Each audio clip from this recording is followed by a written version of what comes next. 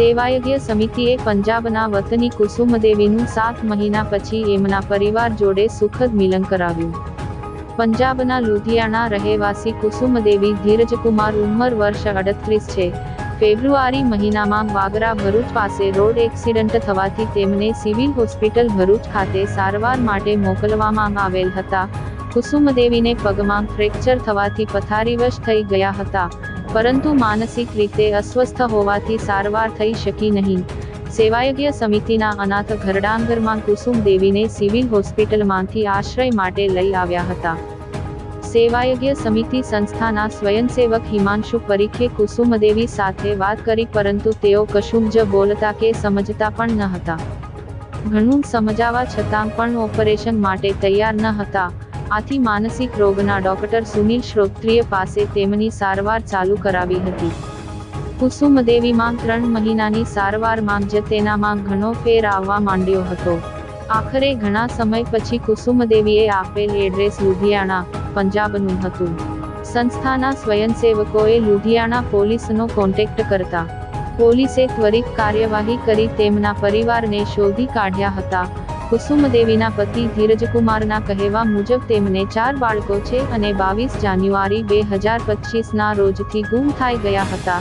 તેમને ત્યાં police, newspaper તથા પોસ્ટર પણ બધે લગાવ્યા હતા, છતાં એમનો કોઈ ભાળ મળેલ નહોતી અને એમને આશા પણ છોડી દીધી હતી।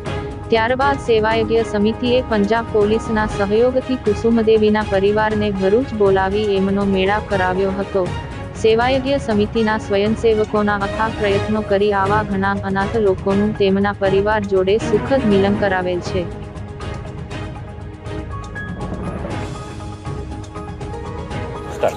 मैं धीरज कुमार बिहार का रहने वाला हूँ। लुधियाना में प्राइवेट नौकरी करता हूँ।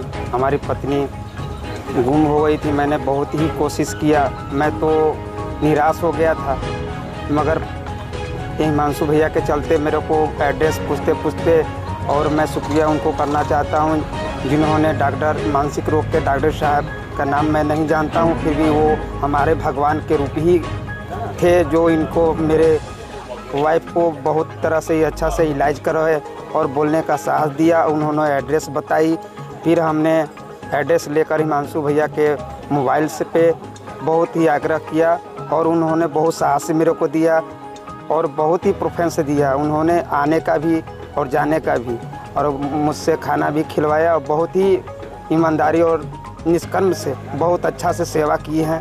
अब मैं उनको बहुत बहुत धन्यवाद देता हूँ। और अच्छा, कितने सालों बाद मिली आपकी बीवी? ये 6 महीने बाद मिली। हाँ सर। હું હિમાંશુ પરીખ, સ્વયંસેવક સેવાયજ્ઞ સમિતિ સંસ્થાના અનાથ ઘરમાં અહીંયા રેલવે સ્ટેશન, ફૂટપાથ પર રખડતા અથવા તો પછી સિવિલમાંથી, બસ સ્ટેન્ડ પાસેથી કોઈ પણ સ્લમ એરિયામાંથી બીમાર હાલતમાં નિરાધાર જે પણ પીડિત લોકો હોય છે તે અહીંયા આશરો લેવા આવતા હોય છે। સંસ્થાના સ્વયંસેવકો તેને ડૉક્ટરની એડવાઇસ મુજબ ટ્રીટમેન્ટ કરાવી અને સારવાર કરાવવાની કોશિશ કરતા હોય છે। ગત ડિસેમ્બર મહિનામાં ઉષ્મી દેવી તરીકે બેન એક વાગરા બાજુ કંઈક એમનો એક્સિડન્ટ થવાથી ત્યાંથી આશરો માટે અહીંયા સિવિલ હોસ્પિટલમાં એમને લઈ આવ્યા હતા ટ્રીટમેન્ટ માટે, પણ તેની સારવાર ત્યાં થઈ શકી નહીં, કારણ કે એ મેન્ટલી ડિસેબલ હતા અને કોઈ સમજી નહીં શકતા હતા। ત્યાર પછી સિવિલમાંથી અમે એમને આશરો માટે અમારા સેવાયજ્ઞના અનાથ ઘરમાં લઈ આવ્યા। શરૂઆતમાં જ્યારે અમે એનું કાઉન્સેલિંગ કરી કે વાત કરીએ, કશું જવાબ કે કશું જ નહીં આપતા, અમે ઘણીવાર એમની કોશિશ કરાવી કે ભાઈ એ પથારીવશ ફ્રેક્ચર થવાને કારણે પથારીવશ થઈ ગયા તો તેની ટ્રીટમેન્ટ કરાવીએ અને અહીંયા ઓપરેશન કરાય, પણ એ પોતે રેડી નહીં હતા। આથી અમે માનસિક રોગના તબીબ ડૉક્ટર સુનિલ શ્રોત્રિયા સાહેબના અંડરમાં એમની માનસિકની ટ્રીટમેન્ટ ચાલુ કરાવી। ધીરે ધીરે 2-3 મહિના જતાં એમનામાં ઘણો ફેર આવવા માંડ્યો, સમજવા માંડ્યા, અને એ ફક્ત એટલું જ કહેતા કે મારા છોકરાઓ પાસે લઈ જાઓ, મારે ટેમ્પામાં બેસીને જવું છે, બસ એટલું જ કહીને રડતા હતા। પણ એમને જે શરૂઆતમાં બધા કોન્ટેક્ટ નંબર આપ્યા એ બધા ખોટા અને એડ્રેસ પણ ખોટા હતા। છેલ્લે એક એમને એવું એડ્રેસ આપ્યું કે ભાઈ ફૌજી કોલોની, શેરપુરા, લુધિયાણા।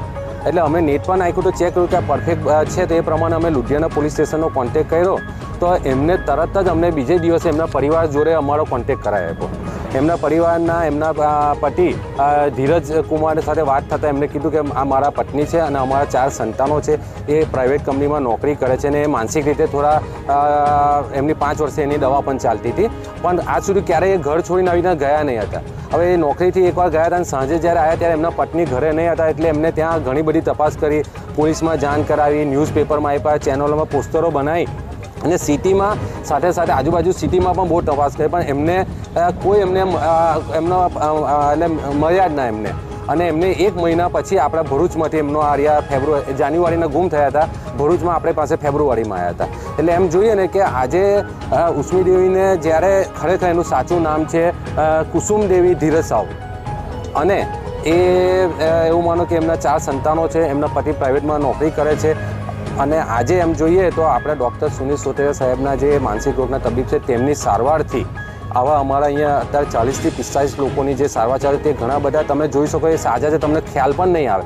ને આવા ઘણા બધા લોકોને અમે સારવાર કરી અને સાજા કરીને એના પરિવાર જોડે મેળાપ પણ કરાયો છે. આભાર.